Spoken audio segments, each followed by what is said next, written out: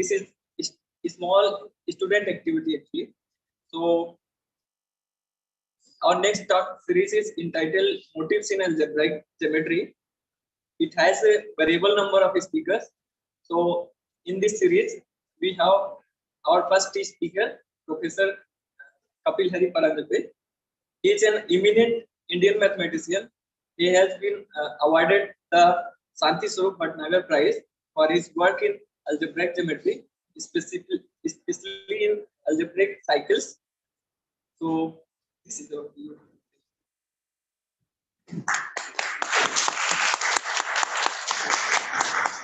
Thanks. Yeah.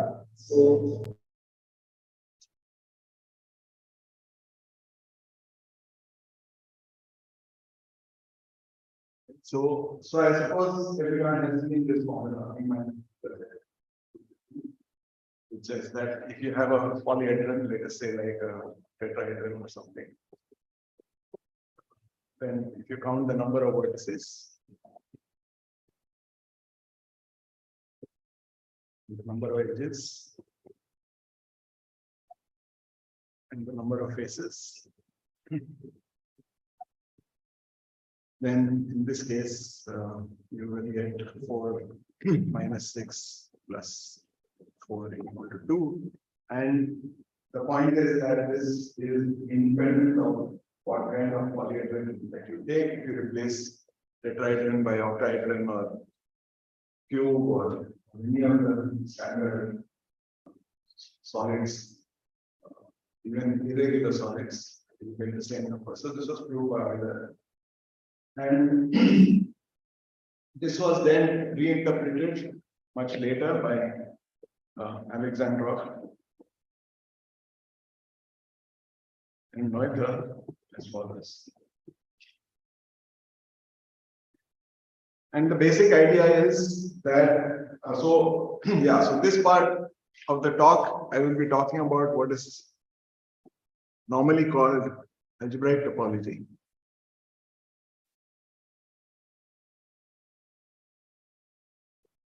And in algebraic topology, the idea is to take this further and say how a space is built up out of single pieces. So the question is, how is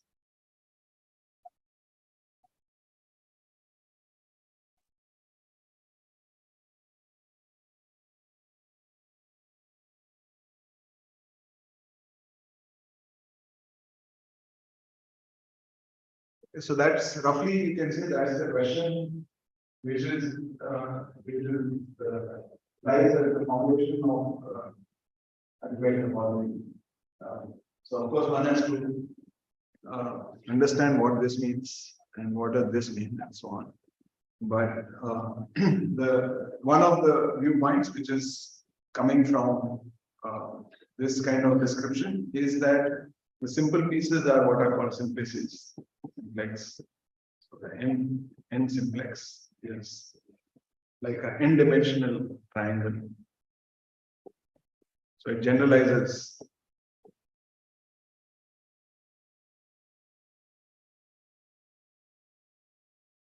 which is given by the set of points t0, etc. Tn such that sigma ti is 1 and ti is lie between 0 and 1. This last condition we'll see later is not particularly important. The others are. So okay. So yeah, so to reiterate what I was saying earlier, we build spaces out of simple spaces, and in this case, the idea is to talk about simplices. And a space is then built by, so the n-dimensional part of the space. So suppose you have space X, then you can write it as, in some sense, you can write it as a union of xi's. It's overly sensitive.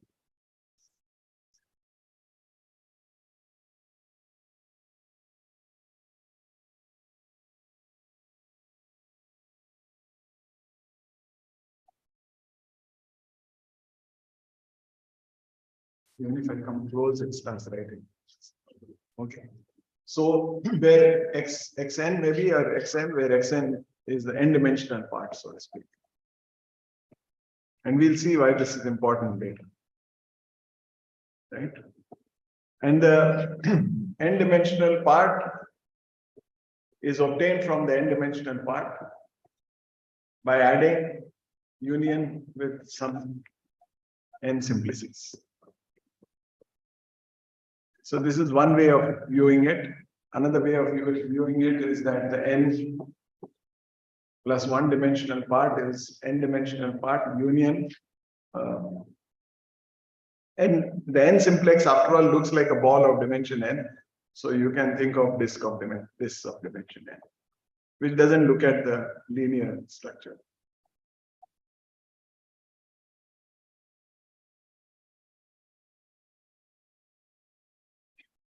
And then, in order to understand how the space is built, of course, I have to say how the boundary of the disk. So in the case of the n simplex, we can look at the boundary of the n simplex, and here we can look at the boundary of the disk and see how it attaches to the n-dimensional space. So that gives a way, so that the boundary components of the disk split into n-1 dimension disks or simplexes, right? Disk or simplex.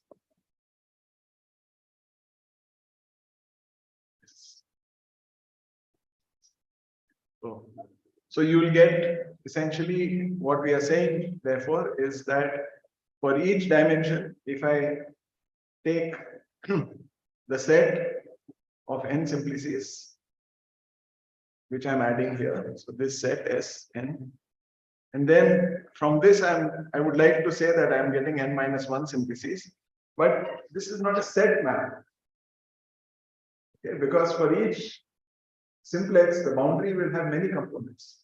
And so you need to, and this was recognized by, apparently, according to some historical accounts I read, was originally recognized by who pointed it out to Alexander. And so that's why I said that due to Alexander, is to put an abelian group generated by these elements, and then you write this n simplex sigma goes to the sum of the boundary components.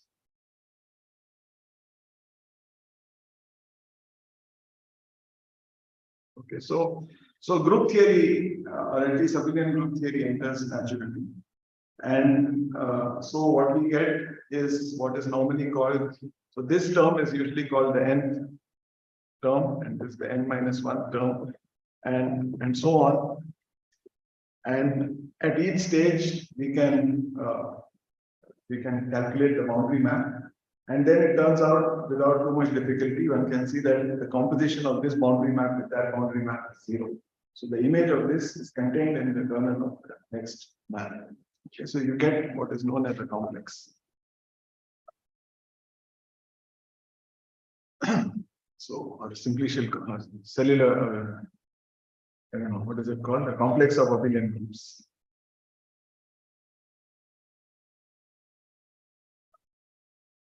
I'm sorry, the handwriting is going completely haywire with this thing. Okay. So, yeah.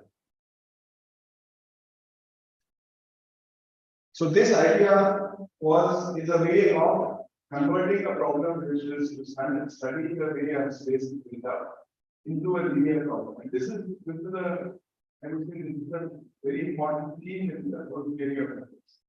That is, it's about linearization. It's converting a problem which is hardcore geometry, which is generally hard to understand, because after all those maps can be quite strange. The boundary maps, they have formulations involved. But we want to convert it into a completely linear problem. So it becomes a problem of just matrices, right? So for each n, I'm giving you a matrix. And typically in the kind of picture which I drew, This is in fact a finite dimensional. These are all finite dimensional, but one can deal with the infinite dimensional case also. So depending on which one you do, you are either talking about what is called the simplicial homology or the singular homology. Right? So in the singular homology, you look at all possible maps from simplices. And in the simplicial case, actually the space is cut up into those. Okay. So the other point, so this is one point is this point about linearization. And Euler's theorem then becomes a theorem which says that if I have a complex, right, and of course there are only finitely many terms for us. So you have a finite complex, okay, then the theorem says something about the invariance of what is called the Euler character, which is just the alternating sum of the dimensions. So Euler characteristic is alternating sum.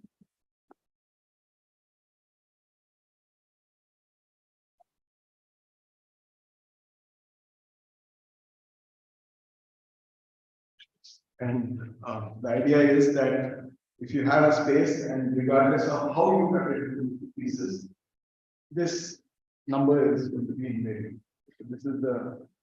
So this is the what is in algebraic topology often a consequence of what is known as the acyclic models theorem. What is theorem? But of course, I mean, everyone probably knows here in the audience, but let me just say it anyway, that the other observation, which was again due to Betty and then expanded by Alexandrov and Noether,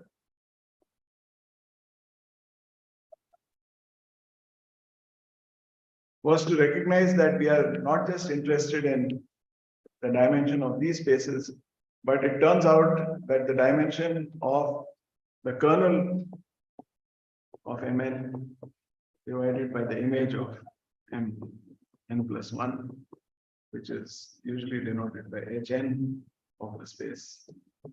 Okay. H lower n.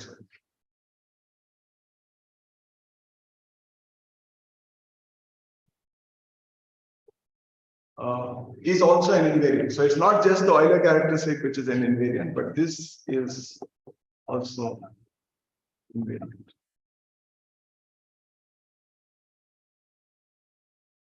So this is the topological side that one comes to this viewpoint that for any space to understand its topology, we must understand this complex. Okay.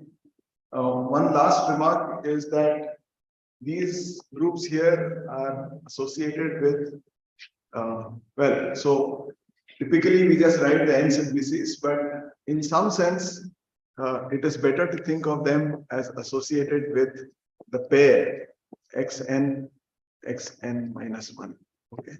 In other words, it's the way in which you obtain xn from xn minus 1. And so what we'll be interested in when we are doing models is to understand such pairs where in some sense xn is obtained from xn plus minus 1 by making the simplest possible addition to xn minus 1. And this will, when we come to Nori's theory of models, this will be relevant. So I just want to remark on that. Okay, so this is one side of the picture is this topological invariant for the singular homology or singular homology depending on the singular complex. The next thing is coming from what you can say is what you can call function theory.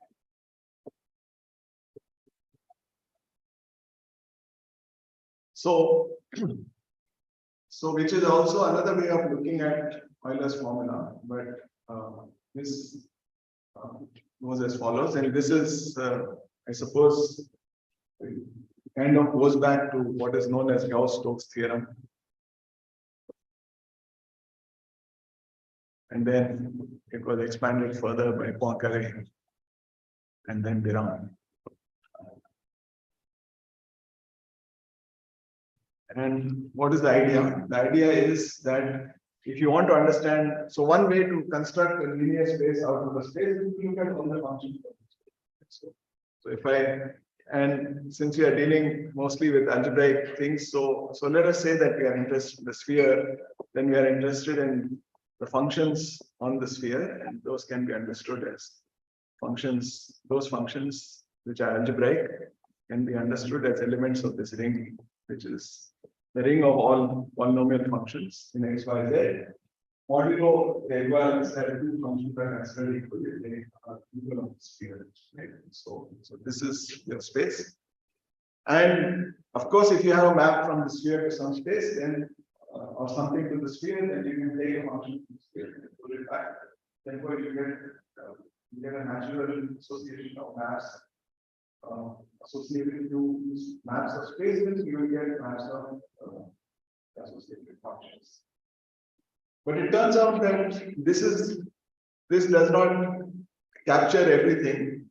For example, one of the things you would like is a kind of calculus. So you are interested in what is known as omega 1a, right? Which is the line elements, right? So sometimes you can call them line elements on the sphere.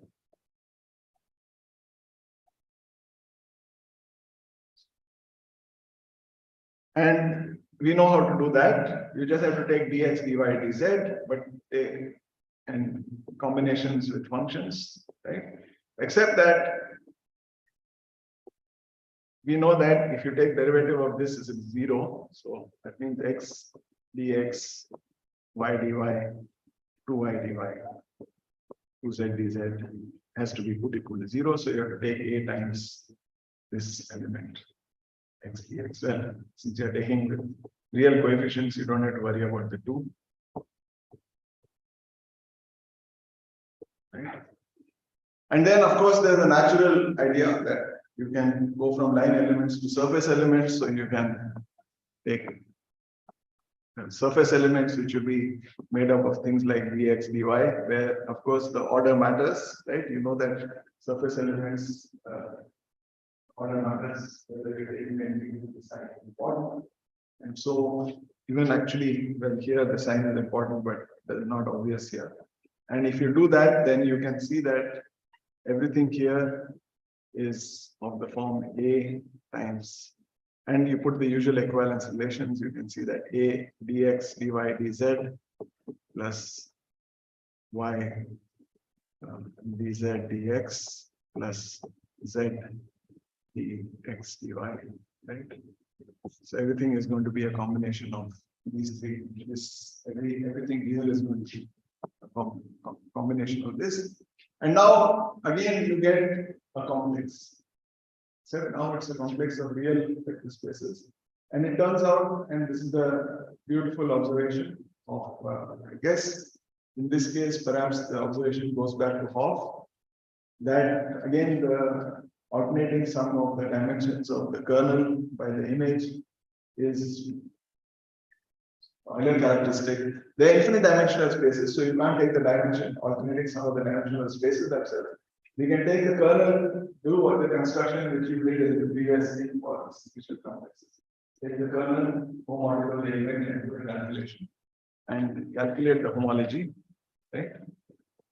I the homology, you will get only 0, 1, and 2. This is by definition it's kernel by image. And it turns out that you again get the Euler characteristic. So again, it shows that whatever you're getting out there has some intrinsic meaning for the space, which is interesting, right? So the function theory, and this, of course, this result was vastly generalized.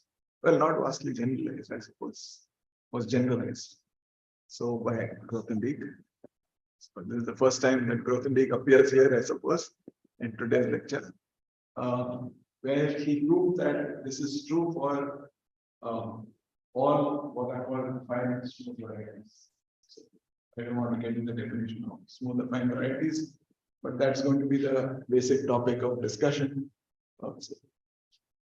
So I just want to remark that this is this theorem of de Rham. So de Rham, generalize this to all compact manifolds.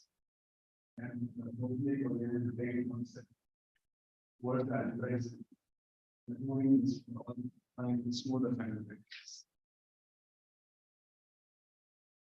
So it's called, if you want to look it up, it's called Grothendieck's algebraic dynamic theorem.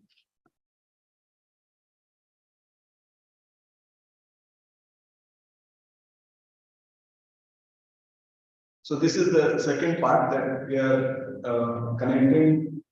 On the one hand, topology with function theory, and then we want to come to the last one, and that is number theory.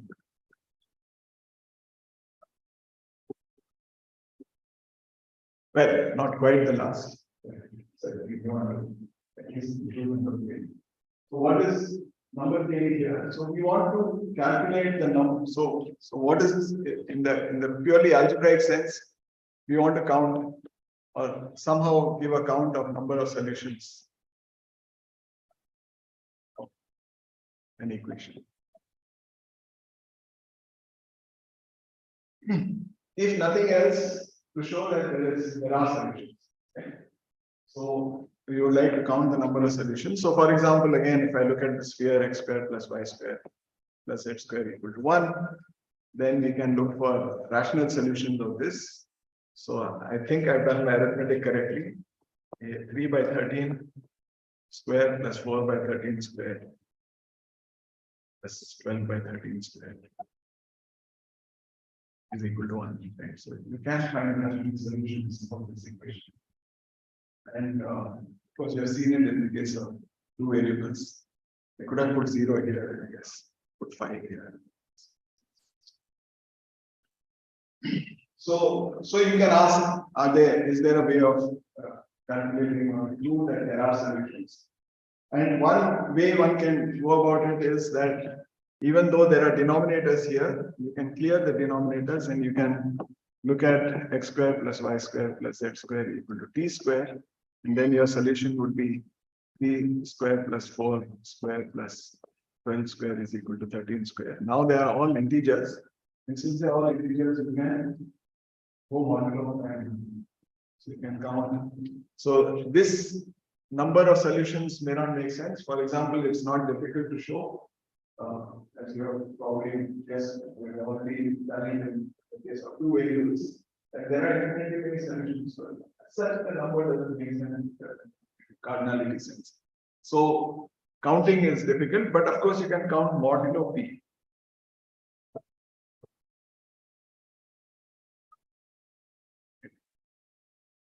So this gives you a, so first of all, you can say that suppose I want to find the number of solutions, I can look at the number of solutions mod p and try to count them. And then there are two questions you can ask: is there a structure with the number of solutions mod p? One. So is there some structure to this?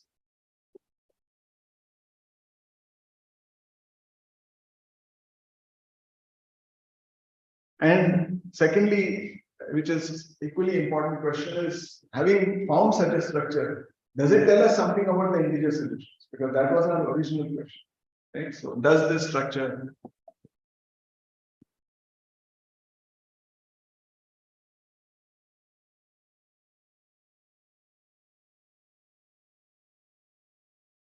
over integers or rational numbers? So that's question number 2.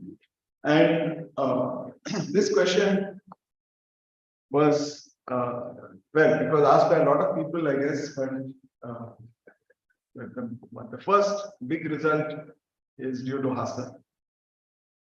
Of course. And having seen this unrevealed formulated something about the structure of solution mod p and said that in fact formulated what are famously known as the Weyl conditions, even though they have been proved by the not to refer to them like the still have a Weyl condition. So the importance of the conjecture is made. So sometimes I tell students in class that more, sometimes in mathematics, it's more important to ask the right questions than to solve it. And of course, you don't need nothing cheap. Because became famous for having Google. It's not that we got nothing for it, but still not very. And he saw this connection, and so he formulated what are famously known as the Weyl conjectures as a way of pointing out a certain structure here, okay, to these solutions, and saying, and then asking the question of how is it related to this, and that relation comes through a certain. So one more ingredient which we'll come to in a short while, which is the importance of what is Galois theory. So I'll mention that shortly, but some of the Galois theory or the cohomology associated with Galois actions is what allows us to link these two things. Okay, so Weyl followed Hasse to show this and to try to find the relation, and he found, or his conjectures. So Weyl conjectures actually point out to what is the structure of solutions mod B. But this connection is more tenuous. This connection is not so well understood. There's a conjectural framework which says how one can reduce this. That is part of the theory. So in other words, what I want to say is that theory of motives therefore tries to get at least on the one hand, the topology of the space and how the space put together. Function theory of the space is the sense that how we understand functions and differential one form, differential two forms, and elements of the space. And the number theory. So this is the background of what.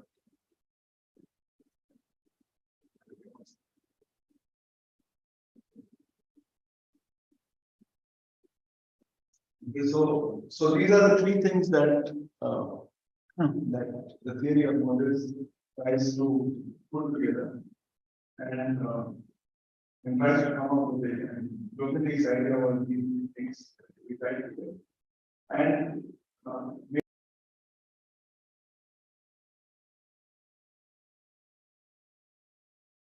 the idea was that this would actually give a proof of the conjectures.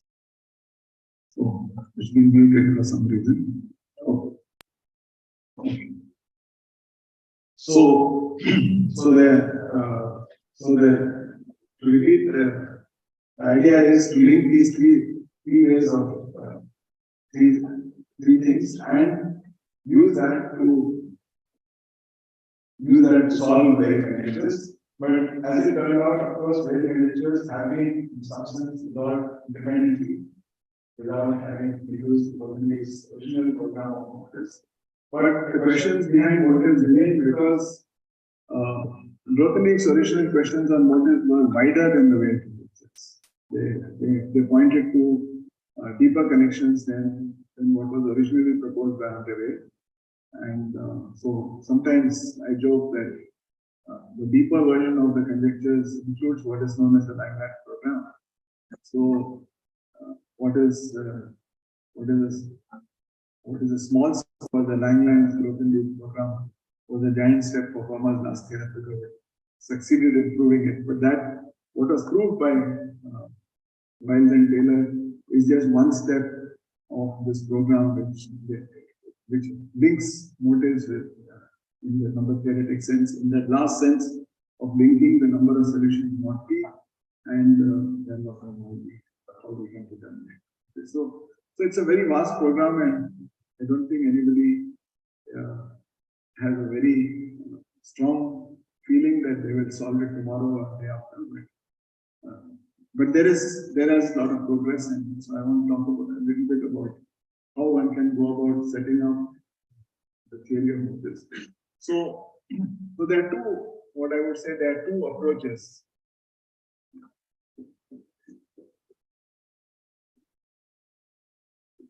To setting up such a theory.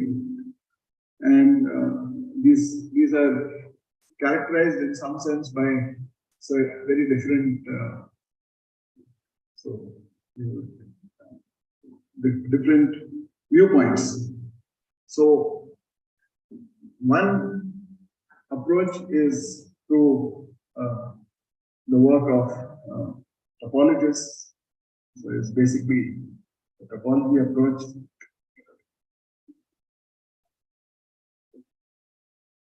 And of course, when I write topology, I mean algebra. And this goes back, I suppose, to the theorem of Grothendieck form, and which was then further expanded in the algebraic context by Bloch, and then given a more complete version in the work of Suslin-Voevodsky. And then finally, it was given a much bigger form by Voevodsky himself. So this is the chain of events here. So what is the theorem of Grothendieck form?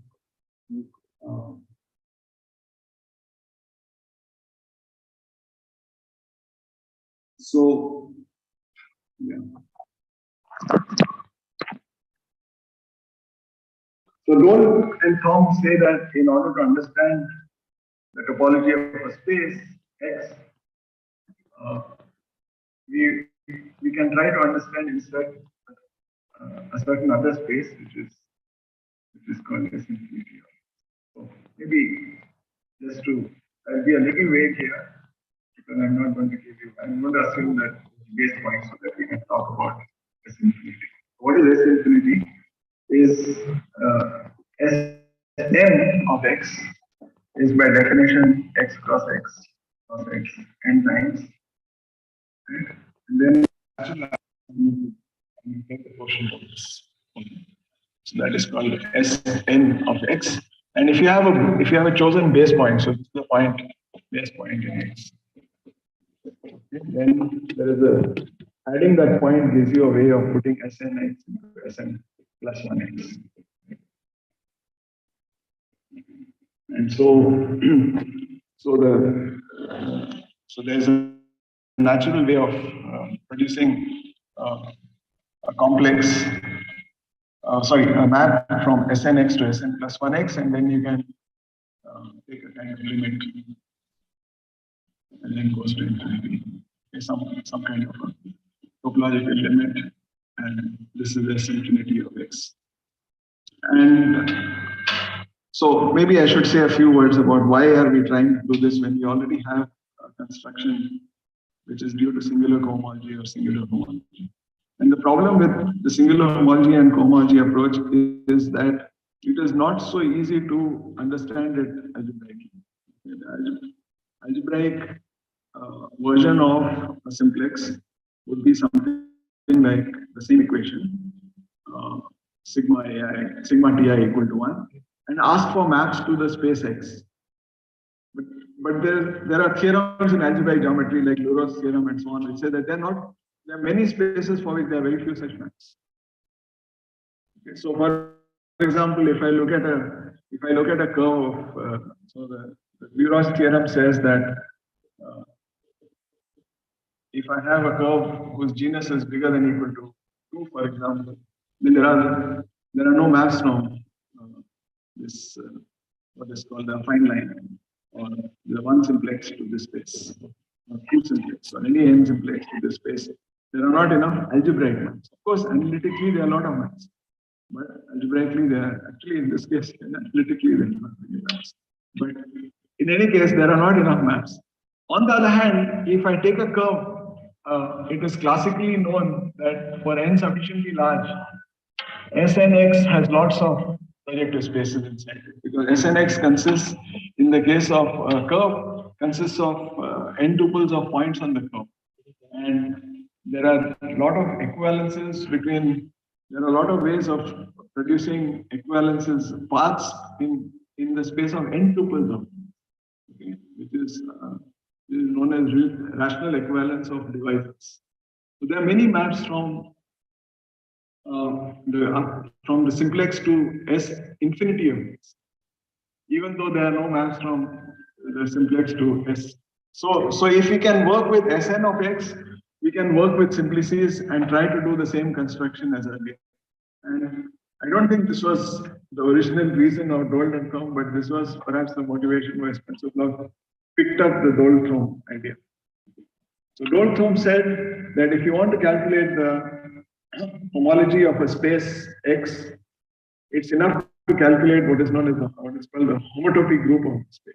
Okay, so essentially, let me not go into other details.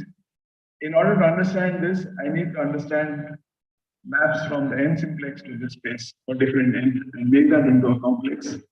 And that's called the Dole-Thom complex. And that Dole-Thom complex, the theorem of Dole-Thom is that if you're looking at topological spaces, that Dole-Thom complex already computes the homology of the space directly. And so you solve this one problem, which in principle you have in algebraic geometry, that there are not maps of the n simplex to the space. Okay. And so Spencer Bloch modified this further, and instead of looking at this maps to Sn of x, which is a nasty space, by the way. So for curves, this is for algebraic curves, this is a nice space. It's smooth and small. But when the dimension of the space is bigger than or equal to 2, then it has some quite strange singularity. And in general, the symmetric group has somewhat unusual orbit spaces. It's not a very well-behaved group, or rather, its cohomology is its own internal structure is not as simple as one would like. Okay, so therefore, the simpler thing which was done by Bloch was to look at delta n cross x. Okay, and now instead of looking at what you would call a map from delta n to x, we go back to the classical geometers and we allow multi-value terms, okay, which in modern language is called correspondences. Right? So I want, instead of having a map from delta n to the space x, I will take a map from something which sits inside delta n cross x, which has finite fibers over delta n, and then maps then that to delta x. So it's like a multi-valued map. For each point of delta n, there are multiple points in the fiber, and then those things, of course, those fiber points sit inside x. Okay, so you look at what is called the k cycles inside. Oops. So you look at 0 cycles, maybe 0 cycles inside this, but you can, in general, you can look at k cycles. So Spencer Bloch introduced this complex of correspondences, and then Suslin Voevodsky restricted their attention, in fact, to just the 0 cycles. So that means things which are of dimension n inside this, which sit nicely over delta n, and then so n it has finitely many points lying over each point of delta n, and so it looks very much like this. But it's a much more easy to deal with algebraic entity than looking at maps from delta n to S infinity x, because though I think various people have gone back to this S infinity construction and done various interesting things. Okay, so I should say that something about the plan of the lecture. So today's lecture will be mostly introductory. I will get to the technical details of whatever I'm talking about today in later lectures. Okay, so right now I'm just trying to give an overview of what various people have done and what we will try to follow. And so maybe I'll take some discussion over what actually we want to do in these lectures. Okay, so Suslin Voevodsky were able to show that if you do this, and in fact, if you look at finite coefficients, so you don't take Z combinations of this, but you take coefficients inside a finite field or something like that. And you take these combinations, it actually recaptures, even in the algebraic sense, it captures the cohomology. Okay, so it captures the homology of the space. So that is the theorem of Suslin and Voevodsky, famous dimensionless paper, which is actually not all that difficult to read. Not easy, but finite coefficients. So I think the paper is called finite singular cohomology in the algebraic. Something like singular homology in the algebraic context with finite coefficients. Okay. And then Vygotsky went further and used this idea to construct what is called the Vygotsky's category of mixed motives. So he constructed the category of mixed motives. But I will say something more about this in a short while. Okay, so that is one approach which was followed. The other approach is largely due to Nori and kind of goes back to an idea of Grothendieck in some sense, but not quite.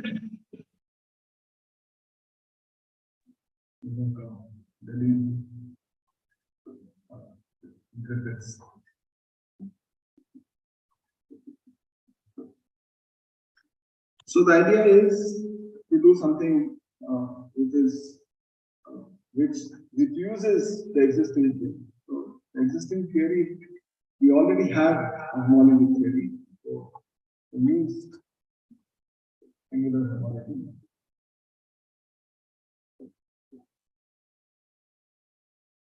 All around homology.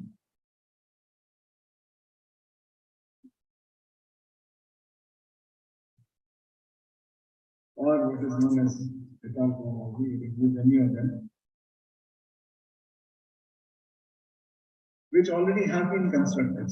The problem with those constructions is that the constructions are not using only techniques from algebraic geometry. I mean, there are various lacunae in various ways, each one of them.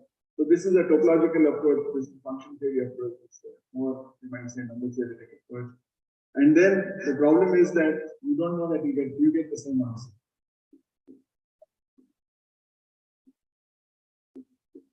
So each of them will give perhaps a different edge.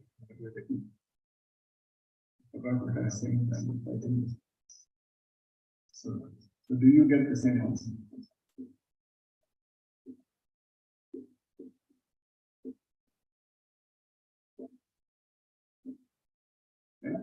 In other words, you can use one of these existing theories as a crutch to build a theory of motives.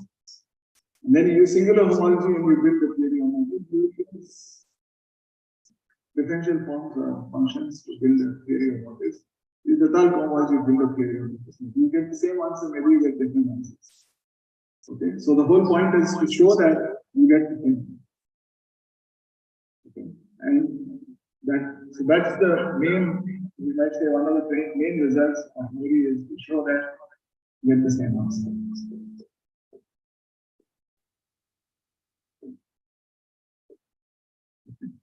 So this was one of the questions which, in some sense, which was posed by Grothendieck, and you can say that it's solved by Muri, but I guess some people may not be satisfied with the answer. I mean, Grothendieck himself may not have been satisfied with the answer because he would not have liked a theory that uses the crutch of a tool from outside aspect. So he would have liked to have a tool that we would like to have a theory that builds entirely within the scope of algebraic geometry. In that sense, Vygotsky's answer is more acceptable to the pure Grothendieck viewpoint. Something has to be built from within algebraic geometry. Well, in some sense, Dirac homology and Dirac homology are within algebraic geometry, but yeah, so they don't give as much detail as this theory. So ultimately, Muri's construction is to use singular homology to build a theory and show this will give the same after you extend coefficients. So the problem with Dirac homology is that it is field coefficients. Right? Because you're taking values, you're taking the functions on the variety with coefficients in R or whatever or Q, and the Grothendieck's algebraic Dirac theorem holds with field coefficients. It does not hold with integer coefficients. Right? So you get values in the field, and if you use values in the field, you lose information about torsion, right? Because if you're working with integer coefficients, 2 times something could be 0, and it could need not be 0. But with field coefficients, of course, 2 times something is 0 means that thing is at least 1. In rational numbers, it means itself 0. Okay. Similarly, etheric homology requires L&E coefficients, which is also unacceptable because what about L different from L? So both these are somewhat algebraic, but they are subservient to a full theory of motives, which should, in some sense, be producing abelian groups rather than vector spaces or modules over fields, or modules over a field, let us say. These two generally produce things which lose some information. And you would like to have your information preserved. So this is, you do prove that you get the same answer, meaning that you will show that using singular homology you will construct some theory, and if I increase the coefficients to Q or C, I will get this theory. If I increase the coefficients to Algebraic numbers, I will get this. So you do manage to construct what could be a theory. The other issue is, there is still a question mark about whether these are almost reaching for the dusted. So the question mark remains, which is the big question, is what is the relation between Mori and Blavatsky? So the two theories which are in some sense competing for the theory of motives have differences, and the question which needs to be understood is what is the relation between these two theories. Okay, so one thing would be to produce a map and then to show that map is an isomorphism. But in order to do that, first we have to understand that these theories are very different in a very fundamental way. The theory of Mori gives rise to objects, motives as motives in terms of abelian groups.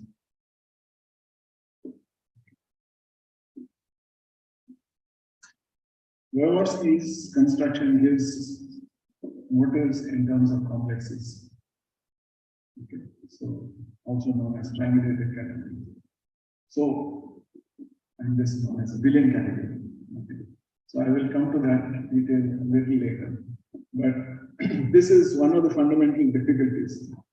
Okay, which is that Mori's theory gives abelian groups or objects in an abelian category, whereas Blavatsky's theory gives theory with values in triangulated category, which at this point no one knows how to extract. So since I have not talked too much about triangulated categories and maybe it's not very familiar to everybody, the idea is that you can take a complex, right? You can produce a complex. Now, in principle, you would like to take the cohomology of this complex. But it turns out that there are various ways of taking cohomology of a complex. So, which is not immediately obvious for ordinary complexes or abelian groups, but these are no longer complexes of abelian groups. These are just complexes in some category which we don't know.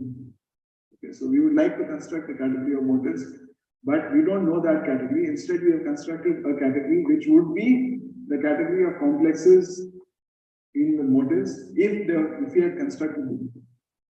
So, the question is clear. There is supposedly some abelian category. Okay, and which is like a category, a subcategory of the category of abelian groups. And what Blavatsky has constructed is not that category, but the category of complexes in that. And now you want to go from complexes to this. That means you want to construct the idea of taking kernels and co-kernels.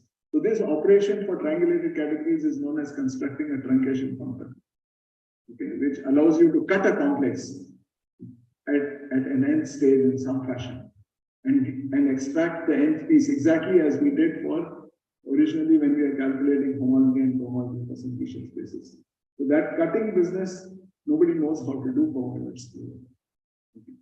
So that's why this relation is not fully understood. Okay, whereas in Nori's case, he has constructed a category of motives. We could construct, therefore, what we can do is we can construct the associated triangulated category of this, the complexes of the abelian objects in this category. And therefore, we could go from here to a triangulated category and then try to see is there a relation between these two triangulated categories. Okay, so that's the long-term aim. Okay. So in order to understand the modern approaches to the theory of motives, one needs to understand, of course, certain geometric results, which will allow us to make some good motions of these objects. And some category theory, therefore, is absolutely essential. Okay. So I don't know how much time I have left. So this was the point at which I wanted to stop and then maybe take a survey of some kind, as how many people want to hear which part. Okay. So if there is, I have given lectures on Nori's construction quite a bit, and therefore this would be relatively easy for me to talk about. This part I have given lectures, but those lectures which I have given on Voevodsky have been much more sketchy, and therefore I would have to work harder. So if you wanted to get that, but as I mentioned already, that all this discussion will require me to talk about. I will try to keep it as basic as possible, but I will need to talk about abelian categories and additive categories which have this triangulated structure. So this would be essential at some level. So maybe I'll stop here and then we can take a discussion on which topic is of more interest. And as I said, there will be parts which are not at all category theoretic in both arguments. In Voevodsky, there's much more category theory. In Nori, there are some hardcore geometric arguments which are required, which I can present without bringing into much category theory. So maybe I'll stop and then take remarks on this.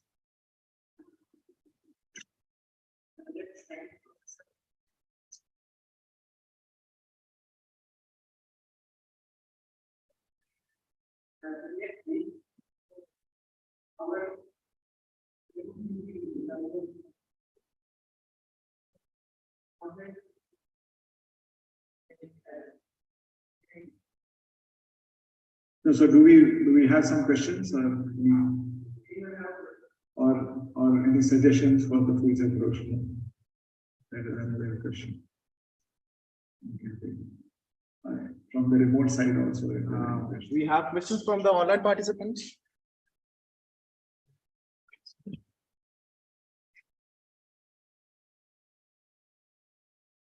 Okay. Mayank says Voevodsky would be more relevant for me. Anyway, so we'll be sending a Google form requesting for information regarding what the participant wants about this. And then we'll continue. So this, we are ending our session today. And thank you all for being here. It was a great pleasure for me to host this session. Okay. So you see you next week, maybe? We'll decide the time soon and let you know.